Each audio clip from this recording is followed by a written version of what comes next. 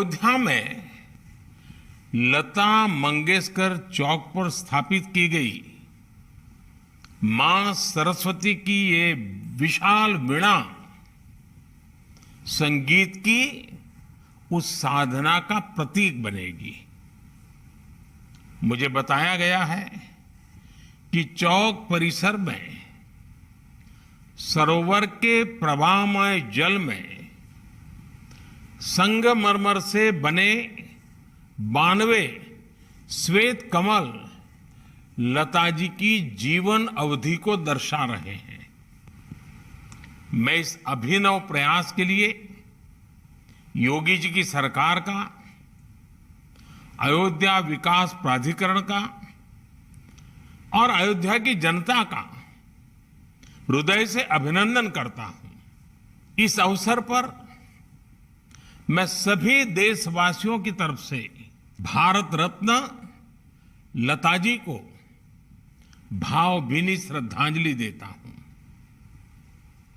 मैं प्रभु श्री राम से कामना करता हूं उनके जीवन का जो लाभ हमें मिला, वही लाभ उनके सूरों के जरिए आने वाली पीढ़ियों को भी मिलता रहे। साथियों, लता दीदी के साथ जुड़ी हुई मेरी कितनी ही यादें हैं, कितनी ही भावुक और स्नेहिल स्मृतियां हैं। जब भी मेरी उनसे बात होती, उनकी वाणी की युग परिचित मिठास हर बार मुझे मंत्र मुग्ध कर देती थी। दीदी अक्सर मुझसे कहती थी, मनुष्य उम्र से नहीं कर्म से बड़ा होता है और जो देश के लिए जितना ज्यादा करे वो उतना ही बड़ा है। मैं मानता हूं कि अयोध्या का ये लता मंगेशकर चौक और उनसे जुड़ी ऐसी सभी स्मृतियां हमें देश के प्रति कर्तव्य बोध का भी एहसास कराएगी। साथियों, मुझे याद है जब अयोध्या में राम मंदिर निर्माण के लिए भूमि पूजन संपन्न हुआ था, तो मेरे पास लता दीदी का फोन आया था। वो बहुत भावुक थी, बहुत खुश थी, बहुत आनंद में भर गई थी और बहुत आशीर्वाद दे रही थी। उन्हें विश्वास नहीं हो रहा था कि आखिरकार राम मंदिर का निर्माण शुरू हो रहा है। आज मुझे लता दीदी का गाया वो भजन भी याद आ रहा है, मन की अयोध्या तब तक सूनी जब तक राम न आए।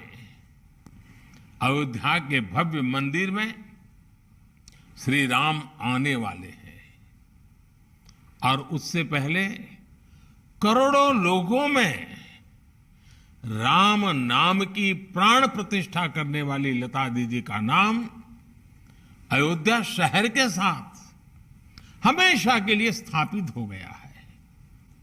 वहीं रामचरित मानस में कहा गया है, राम ते अधिक राम कर दासा, अर्थात राम जी के भक्त राम जी के भी पहले आते हैं। संभवतः इसलिए राम मंदिर के भव्य निर्माण के पहले उनकी आराधना करने वाली उनकी भक्त लता दीदी की स्मृति में बनाए चौक भी मंदिर से पहले ही बन गया है।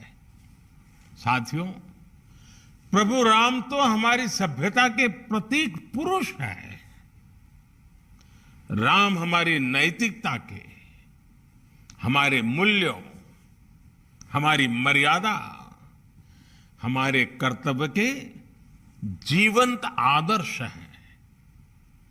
अयोध्या से लेकर रामेश्वरम तक राम भारत के कण कण में समाये हुए हैं। भगवान राम के आशीर्वाद से आज जिस तेज गति से भव्य राम मंदिर का निर्माण हो रहा है, उसकी तस्वीरें पूरे देश को रोमांचित कर रही हैं। ये अपनी विरासत पर गर्व, इसकी पुनः प्रतिष्ठा भी है और विकास का नया अध्याय भी है।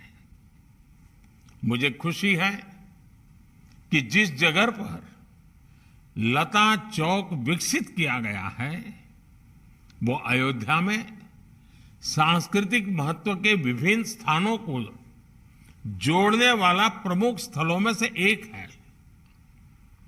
ये चौक राम की पैड़ी के समीप है और सरयू की पावन धारा भी उससे बहुत दूर नहीं है।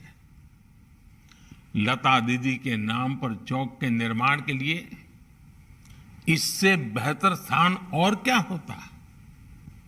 जैसे अयोध्या ने इतने युगों बाद भी राम को हमारे मन में साकार रखा है, वैसे ही लता दीदी के भजनों ने हमारे अंतर मन को राममय बनाए रखा है। मानस का मंत्र श्री रामचंद्र कृपालु भजमन हरण भव भय दारुणम, या फिर मीराबाई का पायो जी मैंने राम रतन धन पायो। अनगिनत ऐसे भजन, बापू का प्रिय भजन वैष्णव भजन हो, या फिर जन जन के मन में उतर चुका तुम आशा विश्वास हमारे राम, ऐसे मधुर गीत हो। लता जी की आवाज में इन्हें सुनकर अनेकों देशवासियों ने भगवान राम के दर्शन किए हैं। हमने लता दीदी के स्वरों की दैवीय मधुरता से राम के अलौकिक माधुर्य को अनुभव किया है। और साथियों, संगीत में ये प्रभाव केवल शब्दों और स्वरों से नहीं आता। ये प्रभाव तब आता है जब भजन गाने वाले में वो भावना हो, वो भक्ति हो, राम से वो नाता हो, राम के लिए वो समर्पण हो। इसलिए लताजी द्वारा उच्चारित मंत्रों में, भजनों में केवल उनका कंठ ही नहीं, बल्कि उनकी आस्था, आध्यात्मिकता और पवित्रता भी गूंजती है। साथियों, लता दीदी की आवाज में आज भी वंदे मातरम का आह्वान सुनकर हमारी आंखों के सामने भारत माता का विराट स्वरूप नजर आने लगता है। जिस तरह लता दीदी हमेशा नागरिक कर्तव्यों को लेकर बहुत सजग रही, वैसे ही ये चौक भी अयोध्या में रहने वाले लोगों को, अयोध्या आने वाले लोगों को कर्तव्य परायणता की प्रेरणा देगा। ये चौक, ये वीणा अयोध्या के विकास और अयोध्या की प्रेरणा को भी और अधिक गुंजायमान करेगी। लता दीदी के नाम पर बना ये चौक हमारे देश में कला जगत से जुड़े लोगों के लिए भी प्रेरणा स्थली की तरह कार्य करेगा।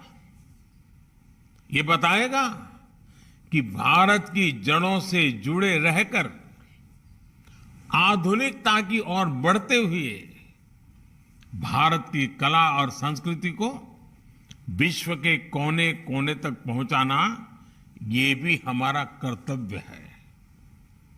भारत की हजारों वर्ष पुरानी विरासत पर गर्व करते हुए भारत की संस्कृति को नई पीढ़ी तक पहुंचाना, ये भी हमारा दायित्व है।